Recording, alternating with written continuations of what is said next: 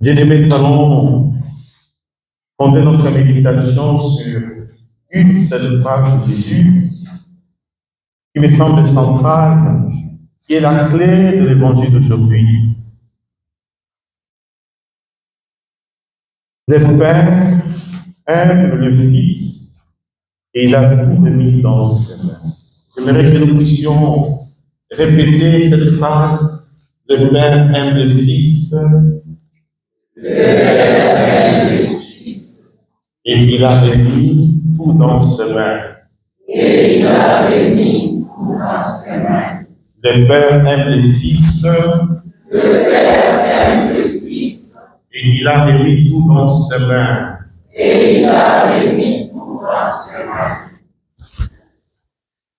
Bien-aimés,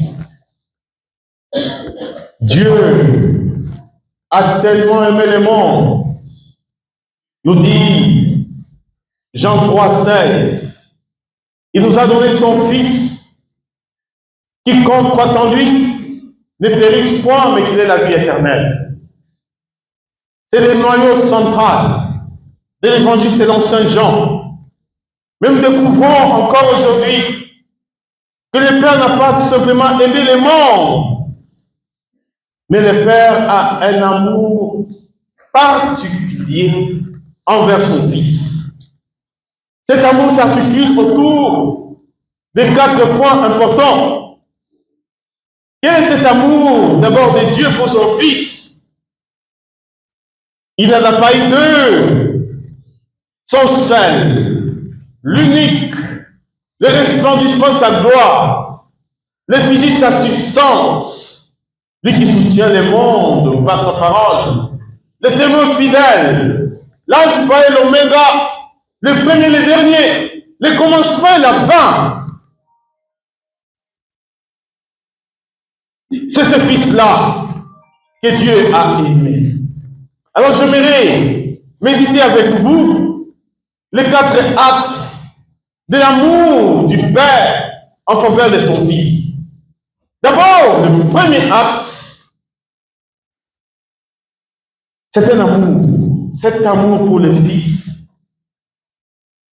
Cet amour n'a ni commencement ni fin. Et nous pouvons dire que c'est un amour éternel et parfait. Cet amour en tant que comme amour éternel et parfait, il est tellement différent. Il n'est pas conditionné par quoi que ce soit. Dieu a aimé le Fils avant la fondation. Et il plonge son amour dans la racine de son cœur miséricordieux. Le cœur de Dieu n'a jamais changé vis-à-vis de son Fils. Il a aimé avant la création du monde. Ce n'est pas comme notre amour qui est changeant. Ce n'est pas comme notre amour qui trahit. Ce n'est pas comme notre amour qui est médiocre. Ce n'est pas comme notre amour qui va toujours de manière galvaudante. C'est un amour éternel et parfait. Alléluia. Amen. Alléluia. Amen. Nous pouvons nous poser la question. Nous sommes des êtres d'amour. Mais nous connaissons que l'amour.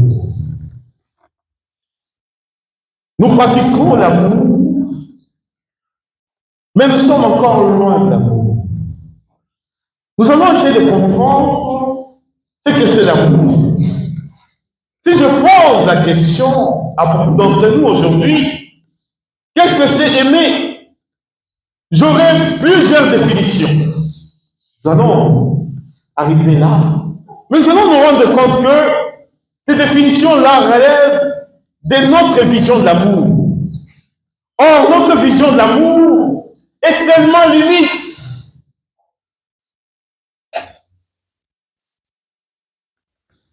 Romains 5,5, l'espérance ne descend pas.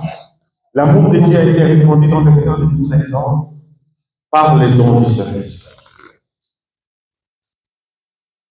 Deuxième caractéristique ou deuxième acte, nous allons nous rendre compte que l'amour de Dieu envers son Fils, c'est un amour qui donne tout. Dites un amour qui donne tout. Un amour qui donne tout. Dieu a tout remis. Il a tout remis. Il a tout mis dans les mains de son Fils. Il n'a rien retenu pour lui. C'est que quand tu aimes comme Dieu, tu ne gardes rien pour toi. Tu vas tout remettre. Nous nous rendre compte qu'il n'y a qu'en Dieu où il y a la perfection absolue. Mais quand nous nous donnons tout, ce n'est pas encore parfait. Alléluia. Amen. Alléluia. Amen. Ne répondez pas à cette question. Qui a déjà tout donné à celui qui l'aime? Qui a déjà tout donné à celui qui l'aime? Même lorsque nous disons Dieu est mon cœur, ce n'est pas pour autant que tu donnes entièrement ton cœur. C'est faux.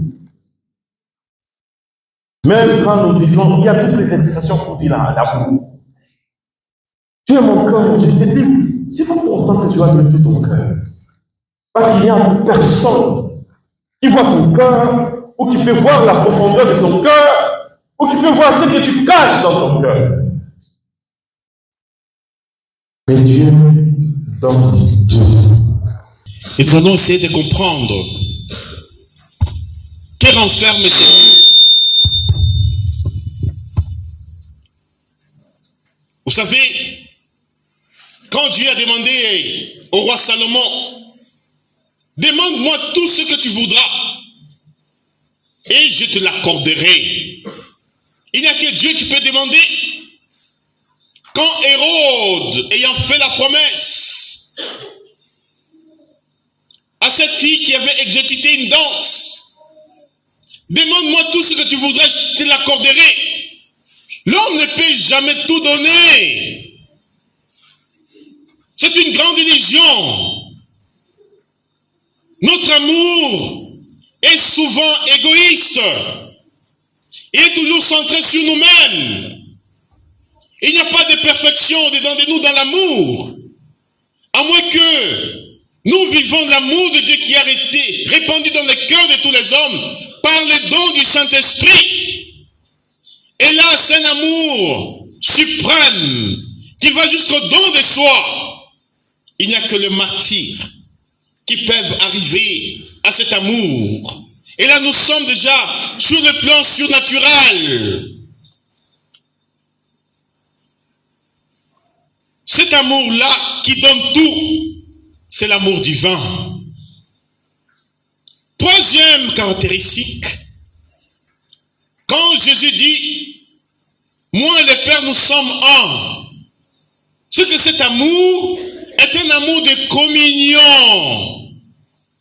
Deux êtres cessent d'être deux êtres et deviennent un seul être. C'est le principe du mariage en vertu des paroles de la Genèse. L'homme quittera et s'attachera à sa femme. Les deux ne deviendront qu'une seule chair. Est-ce vrai ou faux? Est-ce vrai ou faux?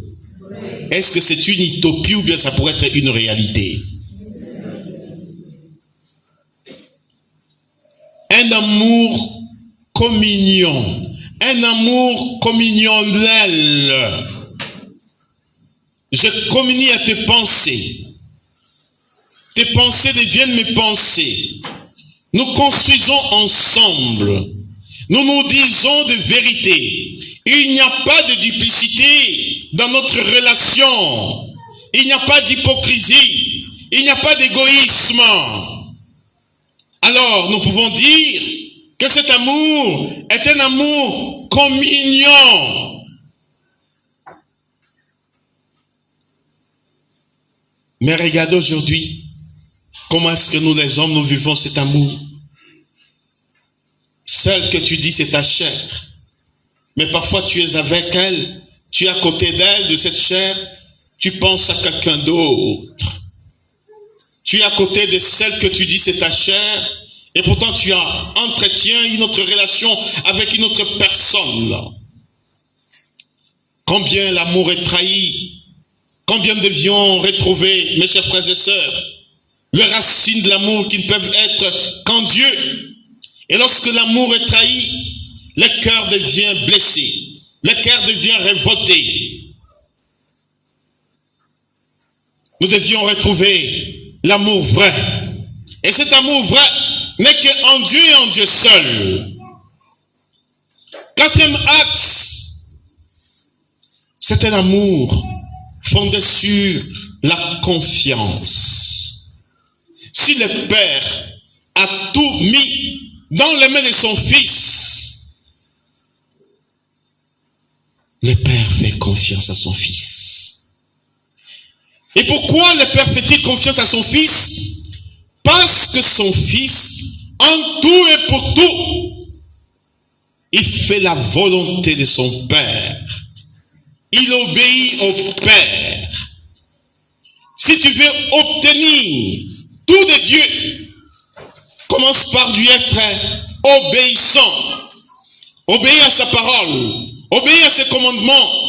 Et tout ce que tu demanderas à Dieu, il te l'accordera. Nous avons de sérieux problèmes. Nous disons que ça fait des années que j'ai pris pour telle intention et Dieu ne m'a jamais exercé. Est-ce que nous sommes pleinement établis dans la volonté de Dieu? La parole de Dieu nous éclaire toujours. Raison pour laquelle nous devions connaître la parole de Dieu, parce que dans la parole de Dieu, nous trouvons toutes les réponses à nos questions. Écoutons 1 Jean 5, 14. Nous avons l'assurance en Dieu que si nous lui demandons quelque chose selon sa volonté, demandez quelque chose selon sa volonté, il nous écoute. Et si nous écoutons ce que nous lui demandons, nous savons que nous possédons déjà ce que nous lui avons demandé. Alors, une telle confiance, quand je demande quelque chose selon la volonté de Dieu, parce que la relation que j'entretiens avec mon Dieu est une relation filiale. Je suis fils, il est mon père. Si vous qui êtes mauvais, vous savez donner des bonnes choses à vos enfants, combien plus le Père donnera-t-il des bonnes choses à ceux qui les lui demandent? Et si nous sommes vraiment fils, nous devions, mes chers frères et sœurs, demander des choses qui plaisent au Seigneur. Lorsque tu demandes quelque chose qui plaît au Seigneur, le cœur de Dieu frémit de joie en disant, voilà ce que j'attendais. Depuis longtemps, tu ne m'as jamais demandé ça. Et pourtant, en Dieu, il y a tellement de réserves, de grâces, de bénédictions.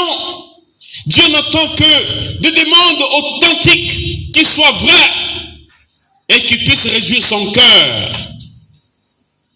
C'est à quoi nous n'avons jamais imaginé. Dieu l'a réalisé pour nous. Qui d'entre nous pouvait demander les dons de son Fils? Son unique. Donne-nous le Fils. Alors ceux qui n'avons jamais demandé, car Dieu a tellement aimé le monde qu'il nous a donné son Fils, afin que quiconque croit en lui ne périsse point, mais qu'il ait la vie éternelle.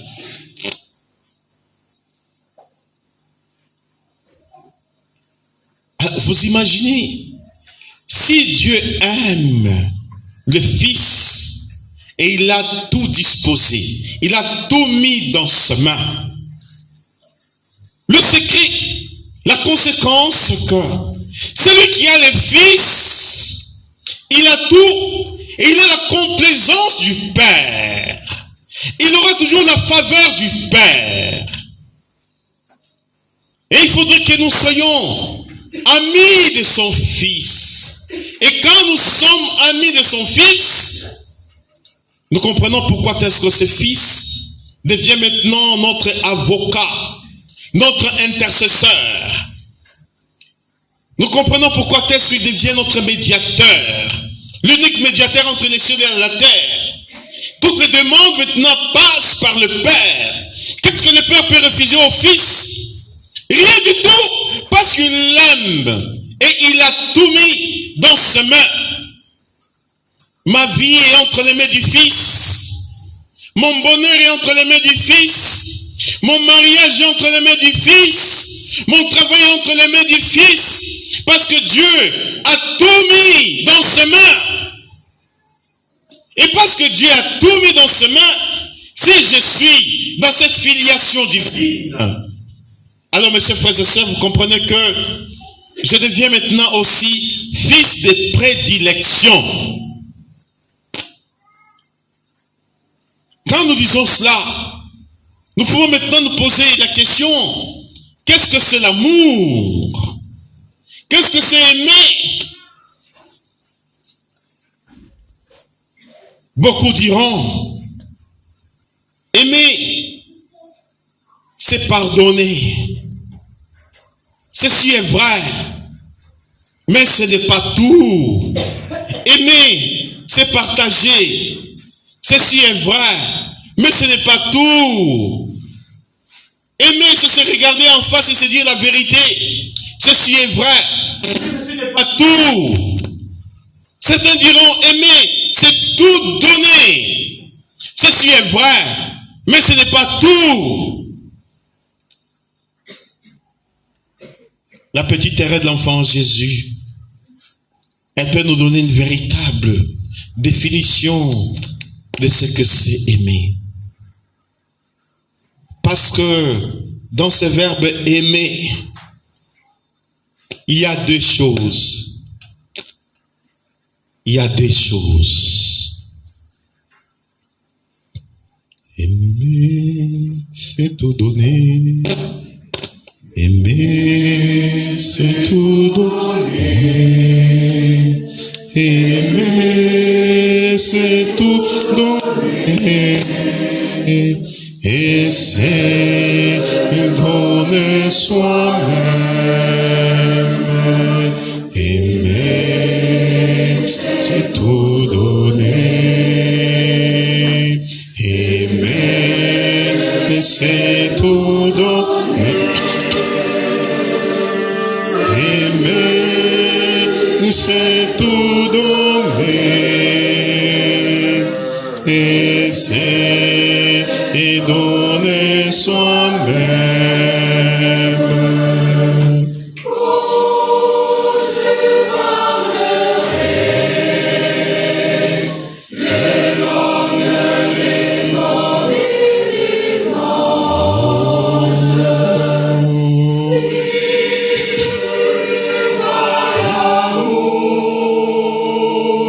Je suis comme un reine qui sonne où la centrale qui retentit.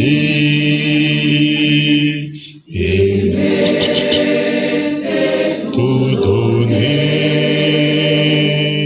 Aimer, c'est tout donner.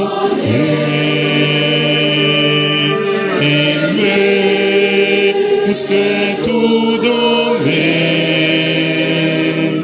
et c'est donner soi. Voilà ce que c'est l'amour. Tout donner, sans rien garder pour soi. Tout donner, sans rien cacher. Tout donner, et c'est donner soi-même.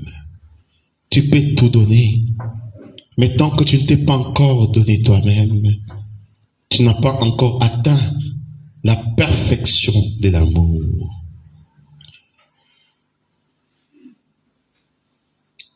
Quand un homme, comme un jour en Côte d'Ivoire,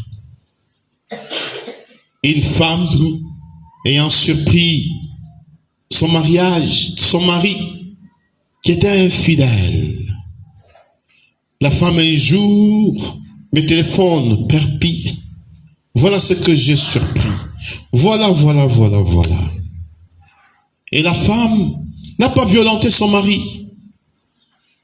La femme réveille son mari. À 3 heures du matin, il pose la question, m'aimes-tu? Laisse-moi tranquille. Tu coupes mon sommeil. La femme n'a rien dit. Ok, dors. Deuxième nuit, à la même heure, la femme coupe son mari. Regarde, elle allume. Les deux se regardent face à face. M'aimes-tu? Attends, qu'est-ce que tu as? Qu'est-ce que tu as? Alors son mari, la femme qui était violente, dit non, je voudrais simplement savoir. Son mari, sachant qu'il était infidèle, il a commencé maintenant à qui? Où est-ce que l'a découvert cela? Alors, son mari aimait aussi sa femme, mais pas tout à fait. Son mari me téléphone, dit, mon père, je commence à m'inquiéter parce que 2 fois, ma femme me réveille à 3 heures du matin, me posant la question, m'aimes-tu? Alors, je vais te dire, attends mon père, toute la vérité. C'est vrai, ça fait 3 mois. Je suis pas fidèle à ma femme. J'entretiens une relation avec une autre femme. Mais elle ne peut jamais être au courant parce que je me suis débrouillé de manière à cacher.